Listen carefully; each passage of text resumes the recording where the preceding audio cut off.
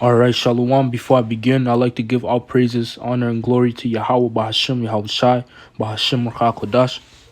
I'd like to say double honor to my teachers, the head apostles and elders of Great Millstone that rule well and that teach well, and Shalom and salutations to the fellow brethren out there that are laboring in this work. So I'm back once again through the spirit and power of Yahweh, Bahashim, Yahweh Shai, and I wanted to get into a lesson entitled "We Are to Follow Man." You know, because before coming into this truth, man, we didn't have father figures. We didn't, most of Jakes don't have father figures, man. They don't have a real man to look up to, man. They don't have a real man that chastises them, or directs the right steps, you know. So when another man tries to tell them something, man, you just buck up, man. Knucklehead, hardhead. But that's how Jake is, man. But coming into this truth, now we understand that what we are to follow man. There's men that are set over us for a purpose, man. You know. So with that being said, I want to begin with 2nd Ezra, the 7th chapter, and I'm gonna jump. I'm begin at the 6th verse. Once again, it reads, "There is also another thing: a city is builded and set upon a broad field, and is full of all good things." Okay, and this city is talking about the kingdom. Verse 7: "The entrance thereof is narrow, and it is set, Salakia, and is set in a dangerous place to fall, like as if there were a fire on the right hand, and on the left a deep water." Once again, those trials and tribulations, man. To get through that kingdom, you have to go through this narrow path, man. This small path, this thin path, man, to get to where you want to get. And that path being so narrow, man, one person can go at it at a time, man. Not you can't go hand in hand first and foremost. And what? You have to follow the man that's in front of you, that narrow path. And there's men that are put in front of you, man. So you're to learn from them, because there's certain men that were set up to walk that path. There were certain men that were set up to embark that path before you, man. So they have already been through the trials and tribulations. They've been going through they already went through the tribulations, man. Some of the things that you are just beginning to go through, man. They went through it, so you are to learn from them. You being behind them, you can see how they walk that path. They can direct you, man. They can help you out. Okay. With that being said, this is the book of St. John, chapter 4, and verse 37, and it reads, "And herein is that saying true: one soweth and another reapeth. I sent you to reap that whereon ye bestowed no labor. Other man labored, and ye are entered into their labors." That's right, man. Because we are entering into other man's labors, man.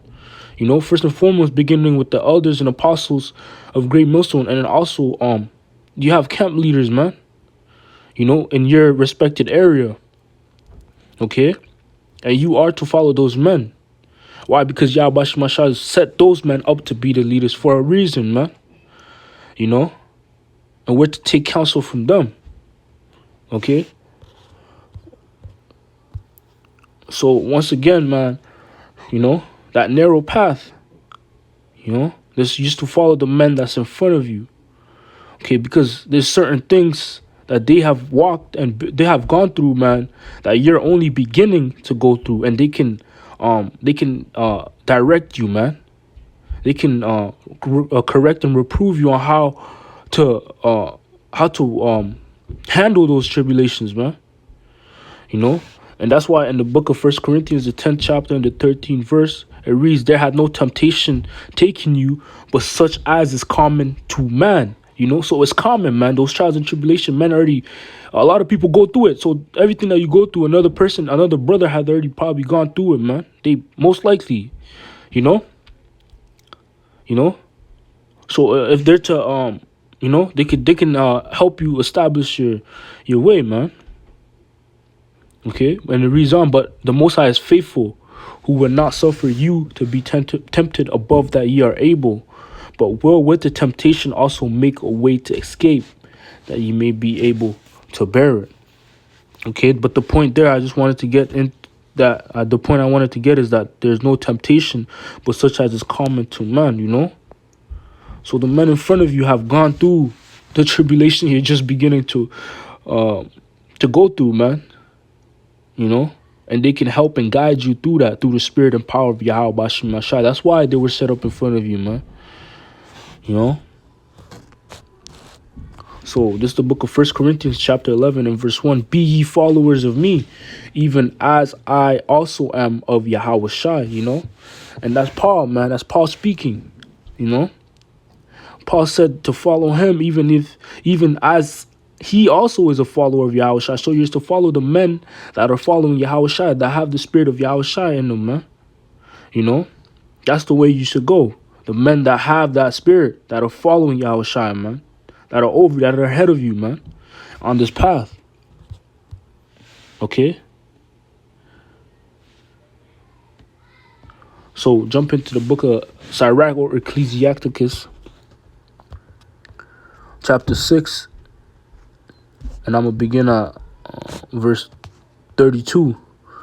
My son, if thou wilt, thou shalt be taught, and if thou apply thy mind, thou shalt be prudent, you know. First and foremost, you have to be willing to apply your mind, you know. You have to humble yourself, man, you know. Reading on, verse 33, if thou love to hear, thou shalt receive understanding. And if thou wilt bow thine ear, thou shalt be wise. So how do we bow our ear, you know? Salaki, we bow down by bowing our ear, meaning being humble and just hearkening, man, not resisting, you know, because resisting, man, you that's a demon, man. You can't resist when you're being reproved, you know. When someone's trying to tell you something, you can't have a hard head, man, you know, because it's for the better, though you don't see it at that time, man, you know, but it's for the better, man.